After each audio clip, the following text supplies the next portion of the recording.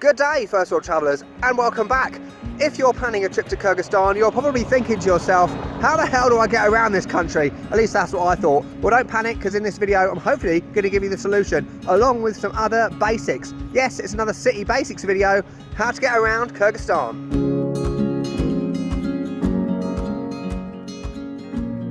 So I'm at Bishkek railway station. I just had to sit down because my legs are hurting.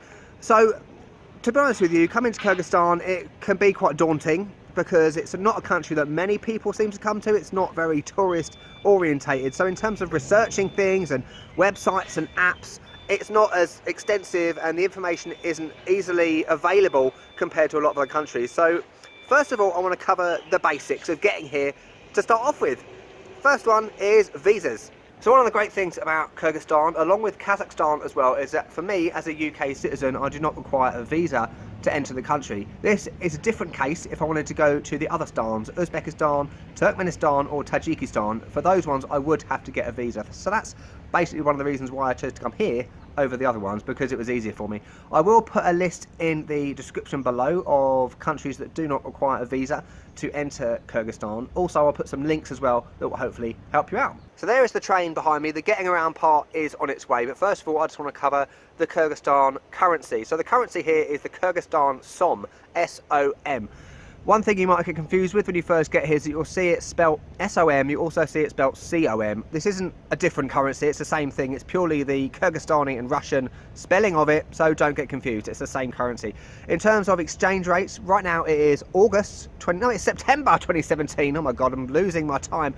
September 2017, in terms of 1,000 Som, which is there, this is roughly about 11 British pounds, it's about $14.50, and it's about 19 Australian dollars. But obviously look on xe.com or whatever app you use to get the most up-to-date thing.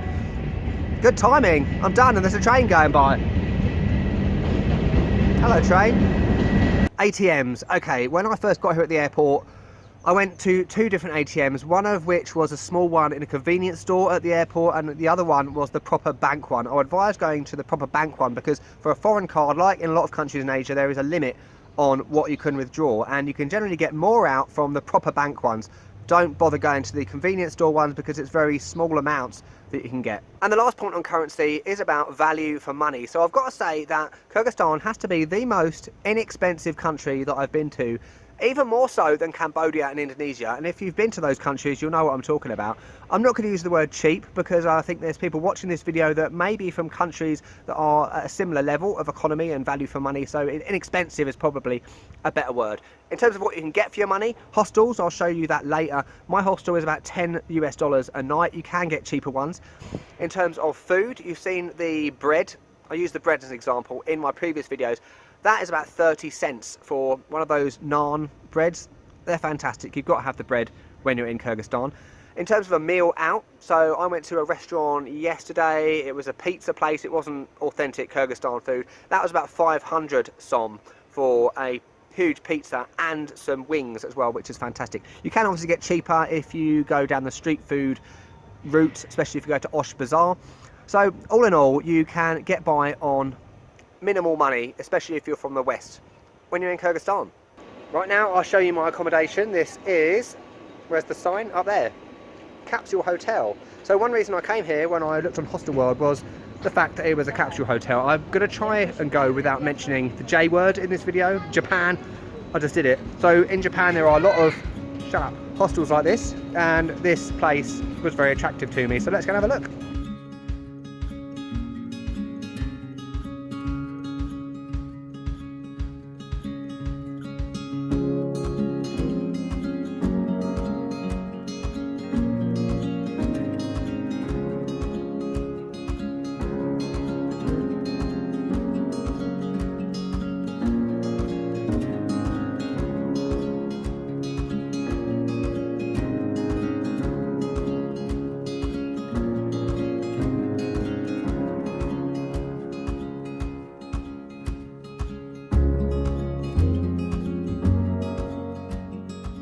So as you can see, it's very similar to the ones I've stayed at in Japan, also in Singapore as well.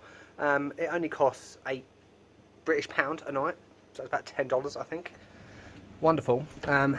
And you've got the privacy, obviously, of the slidey door, which is what I love about capsule hostels, because you can do whatever you have to do in privacy. I'm not being dirty there. So yeah, that's the hostel. So we're on to the part of this video that probably excites me the most. If you've seen these basics videos before, you'll know that I'm a complete transport geek. So there's some trains behind me. Over that way is the sort of centre of Bishkek. Over that way is the slightly dodgy area of Bishkek. You might not want to go there. So yeah, I'm at Bishkek railway station, as I said before, and the way I'm going to do this is describe 4 forms of transport that you can get in Kyrgyzstan, from probably the least common to the most common. Now, I just want to say that this is my experience of transport in Kyrgyzstan, so it might be completely different for you. So the first one is train travel. You might think this is going to be a great idea to get around Kyrgyzstan, but actually the train infrastructure is just not there. So I'll give you an example. So when I was going to Kochkor from Bishkek, I looked into trains. It turns out there's only 2 trains a week, not a day, a week. So unless you're extremely flexible with your time and your dates, and you can wait that long for a train just for that extra little bit of comfort, then you're going to have a long wait for a train. Right, for the next form of transport, it's first world traveller on the go. So up there is a regular taxi. This is the second form of transport. Now you might think this is a bit mental, getting a taxi everywhere in Kyrgyzstan, but actually it's a common form of transport, especially if you're going for a short distance. For example, like the one I'm doing now, going from my hostel to West bus station, which is near Osh Bazaar. This only costs about 150 Som, which is about $2 American. Yeah, pretty much it's just like a taxi everywhere. Just flag it down, or your hostel can book it. So let's go.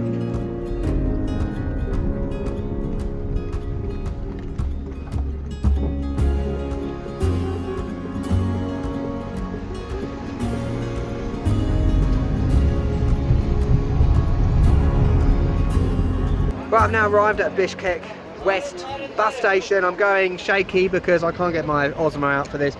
So on to the third form of transport, which is a shared taxi. So this is if you're going a medium distance, I would say, anything from 1 hour to 3 hours.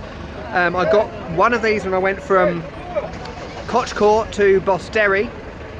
Generally it will be about 200 to 300 Som, depending on the distance. So kind of that is one behind me. It's like a sort of 7-seater people carrier.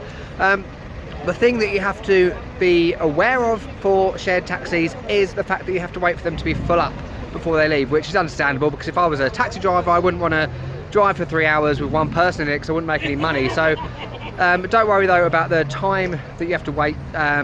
Normally the longest I've waited is about 20 minutes, half an hour. Generally they'll fill up earlier, fill up quicker in the morning, so if you do have to travel in the morning. As you can see, it's a bit carnage here. You know, you've got people shouting at you, you know, want to go to this place, that place. Just politely say no thank you. So on to the fourth and final form of transport to get around Kyrgyzstan, which is the most common one and probably the most interesting form of transport. So behind me there, and also going past me there, is a marshrutka. This is basically the Kyrgyz or Russian word for minibus. Now they're very similar to the shared taxi, to be honest with you, with a few differences. The main difference is they'll go for a longer distance. So I'm going to Almaty in Kazakhstan. I think it takes about 4 hours. So anything between sort of 3 and 6 hours you would get a marshrutka for. They're bigger, so they're a minibus. They're normally a Mercedes Sprinter, and they've got about 15 seats. But saying that, 15 seats, the thing you have to watch out for, as you would expect, you'd have children and babies on people's laps, dogs, not chickens. I did have a dog on my lap the other day, which was interesting. And the thing to look out for is these. So in the window there, you'll have a board thing with a 3-digit number on and the destinations. Now, this can be quite difficult because there isn't an app, there isn't a website that gives a list of marshrutka numbers and destinations. If you know about a website like this or an app, then please put that in the comments below. I've not been able to find it, so maybe you've had more luck. They're quite inexpensive as well, so generally they'll be about 300 Som and upwards, again depending on the distance. Sometimes it may be cheaper for locals, but that's what you expect, to be honest with you. No, I don't need a taxi. Marshrutka. Yeah, to Almaty. See? Pardon the accent there, I don't know what that was. So it turns out the taxi driver took me to the wrong part of the bus station, so I've walked to the other bit. The thing about Russian text is that even though you don't speak Russian, you can pretty much work out what it says, because it is quite similar in terms of the lettering. So don't worry too much. When you get here for the first time, probably it's a bit confusing, but after 2.5 weeks here, I'm pretty much can figure it out. So yeah, let's get on the bus.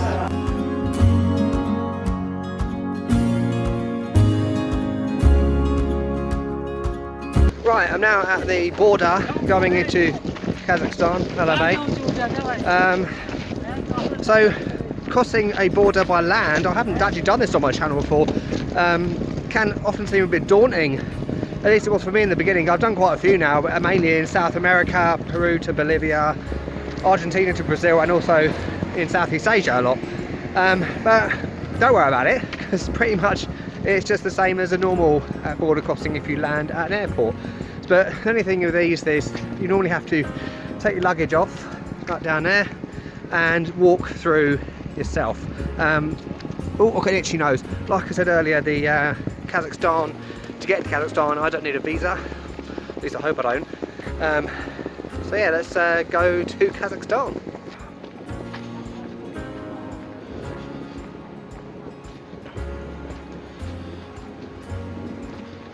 Right, so welcome to Kazakhstan, country number 20, I think it is now. I've lost count. So for those of you that haven't got a overland border crossing before, it's all very simple. So you go through the bit, first exit the country that you're exiting, so Kyrgyzstan, stamp your passport, take all your stuff with you, then you walk a bit over the border, basically, then go through the immigration bit to enter the new country, Kazakhstan. It's all very simple, so if you haven't done one before, overland border crossing, don't worry, we're now off to Almaty, whatever the hell it's called. Wonderful. So good news, it's about 7 o'clock now. I've made it to Almaty in Kazakhstan. I'm not sure what's happened to my hair, but I've just spent the last 6 hours watching 2 highly amusing Russian films. I don't really know what went on in them, but I've got the gist. So if you found this useful in your planning for a trip to Kyrgyzstan and Kazakhstan now, in terms of all the transport and getting around Marshrutka. I'm not sure what the transport is in Kazakhstan, but I guess I'm going to find out over the next couple of days. I will be doing a video here tomorrow. If you want to see that, make sure you subscribe to this channel and click the little notification bell, because if you do that, you'll get a notification on your phone whenever I upload a video. Thank you very much for watching, and I'll catch you later.